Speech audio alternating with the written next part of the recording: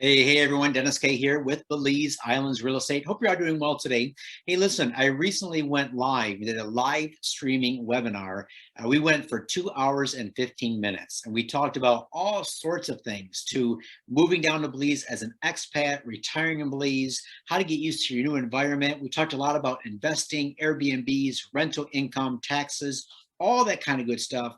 But I realized that most of you don't have 2 hours and 15 minutes to sit and watch an entire live stream through. And so what we're doing is we're breaking that up into short segments. Some are 2 or 3, 5 minutes long. Some are 10 to 15 minutes long. And I'm going to be releasing these on my YouTube channel. So if you're interested in any of these topics, look at the subject line below. And if you're interested, spend a few minutes and check it out. I think you'll really find it interesting. And who knows, you might learn something about Belize that you never learned before. So enjoy this snippet of my live stream, and we hope to see you in Belize soon. Any update as far as timelines for power to go through to Secret Beach? Daniel, thank you a lot for joining. Really appreciate that. No, right now, I personally cannot share any updates when it comes to timeline, when it comes to power. All I can tell you with power is that usually opening up new areas requires funding from a developer or developers. Normally, they're the ones that have the biggest incentive to get power in. So if power does reach, it's probably going to be a little bit of that, a little bit of the government pitching in, a little bit of the desire to see a return, both from the electric company, but also from a government standpoint. So for example, right now, the Secret Beach area is becoming a source of income for the government of Belize, both in terms of the stamp tax, the property tax, businesses opening up. So as the government sees, you know what, here's a pocket of a neighborhood that if we get power into there, we're going to be able to calculate and go, okay, this will have a return. I'll be able to see this investment pay off in the next 3 to 5 years, because they're investors too, right? They want to see a return too. So that would probably happen. If I had to guess, and I'm going on record here, it is June 13th. I can't say for sure, but I would think power is going to hit in the next 24 to 36 months. I'm just my guess. All right. So 24 to 36 months. But for right now, everything is being built off grid as we speak. So Paul is a property owner at Secret Beach. And he says, I have heard that the road to Secret Beach is pretty rough. Are there any plans to improve the road in the future as growth occurs? All right. Great question. And you are absolutely right. This road that's about 3 miles long, going from the East Coast over to Secret Beach, that was a road that is actually built to pretty high standards.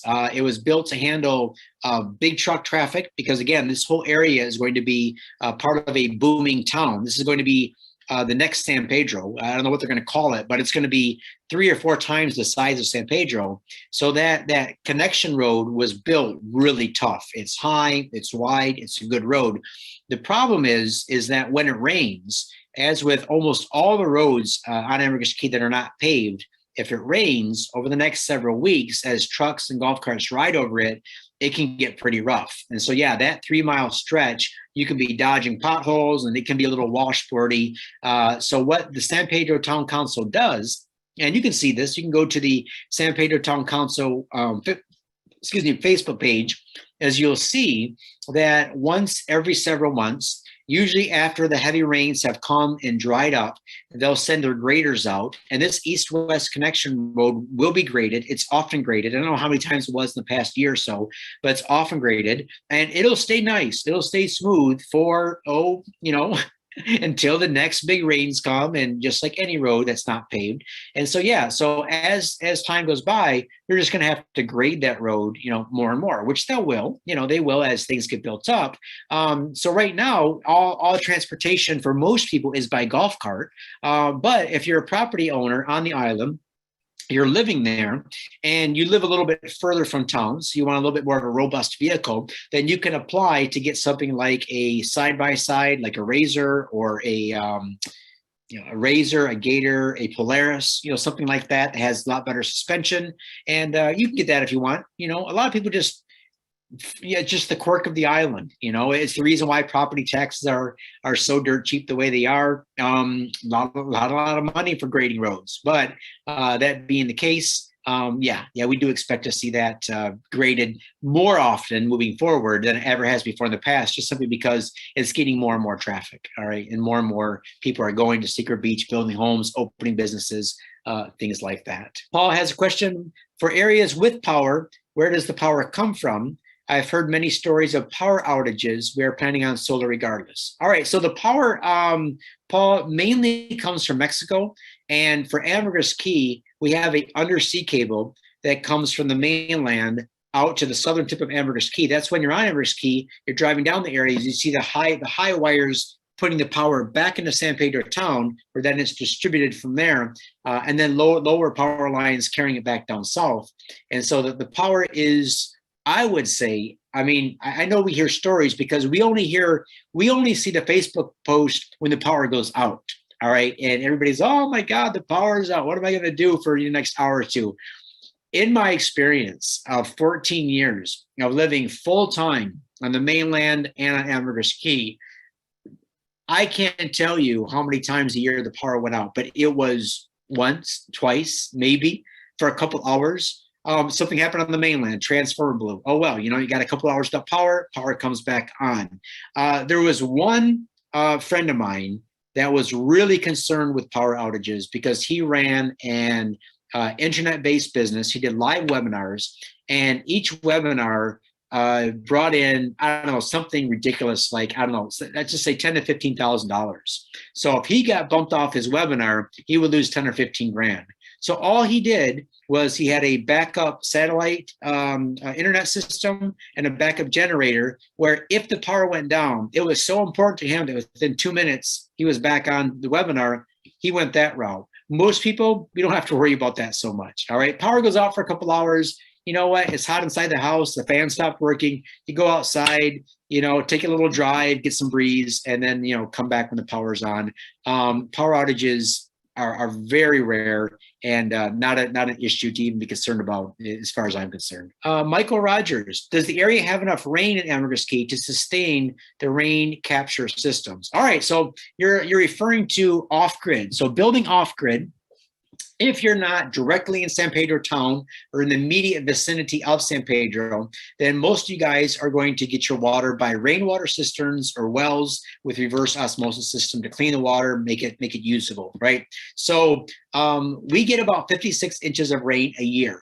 So you might say, okay, well, what does that mean? All right, that means usually with that amount of rain, single family homes, some good catchment systems, that is enough, water for a couple, for a family. If you're in a high use home, right? So if you got bathtubs, if you got, constantly kids showering and everything, I would go with a shallow well, put down a well, run the water through a RO system, a filter, something like that, and just get your water. You never have to worry about running out. But most people on the island use some sort of catchment system. Maybe if they have a high water usage, they go with the well. But water's not a problem. You can always get a desal, RO system, something like that. They make them now pretty inexpensive for residential use. Even for all what you guys don't realize is that once you cross that bridge and head north, everything you see there is off-grid water. Everything, every restaurant, cafe, condo, home, everything's off-grid water.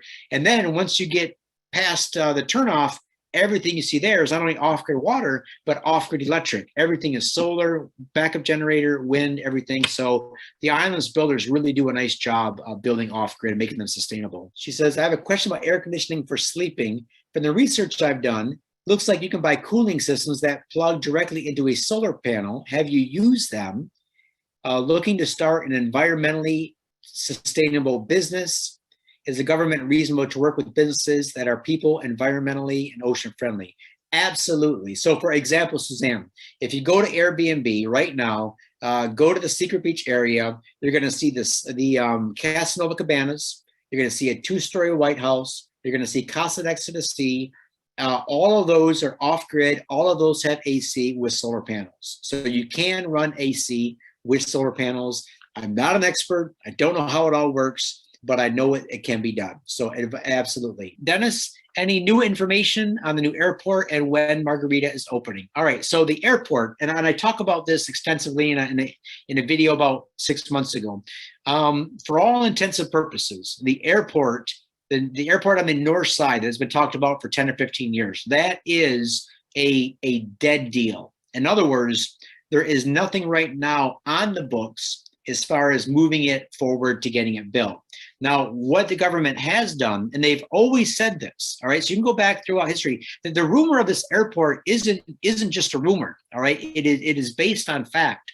The government of Belize, knowing the growth and trajectory of Ambergris Caye, recognized years ago that there is going to be a need for international airport on Ambergris Caye. You look at every single island of similar size, similar desirability throughout the Caribbean, throughout the world. Islands of this size that have a desirability always have an international airport. Now, right now, we're getting by using Tropic Air, My Island Air, water taxis.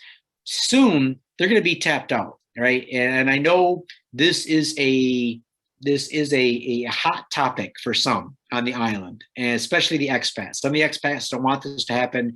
It's going to happen. They might argue with me on that, but it's going to happen in our lifetime. It's probably going to happen sooner rather than later. Why? Because two things are going to happen. Number one is you're not going to be able to get people back and forth to Ambergris Caye just on Tropic Maya Island Air. Remember, those are only 14 passenger caravans. And even right now, during the peak seasons, so over the holidays, the winter holidays, it's not easy to book a flight on one of those airlines, okay? That's where it's at right now. What happens when some of these other hotels start to open up? Like right now, we just had Alaya open up, an incredible Marriott property. What happens when the Wyndham opens up? What happens when we get another 500 rooms on the island or another 500 Airbnbs, right? How are you gonna get all those people from the international airport in Belize City to the island? There's going to be a need. All right. So that's going to happen. But right now, no investors have stepped forward. The money's not there, but the land is there. All right. So the infrastructure is there. There's already been several large chunks of property that have been allocated for the businesses and services that are going to have to support that, like the fire department, the hospital, all the kind of stuff. All that stuff is ready to go.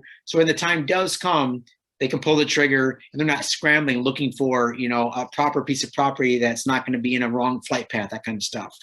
Hey guys, thanks for watching the video today. Really appreciate it. If you like these types of videos, make sure you hit the subscribe button below and tune in because we often post several new videos a week, including videos on lifestyle, investing in Belize, new listings, all sorts of good information that you're going to want to know. And also, if you want to hit me up on a live one-on-one Zoom call, the link is below to just simply buy me a coffee. That's all I ask. 1 or 2 coffees, buy one for Steph and I. Let's jump on a Zoom call, talk about your plans for Belize, how we can help make your dreams a reality. All right, thanks a lot. Take care, and we'll talk to you soon.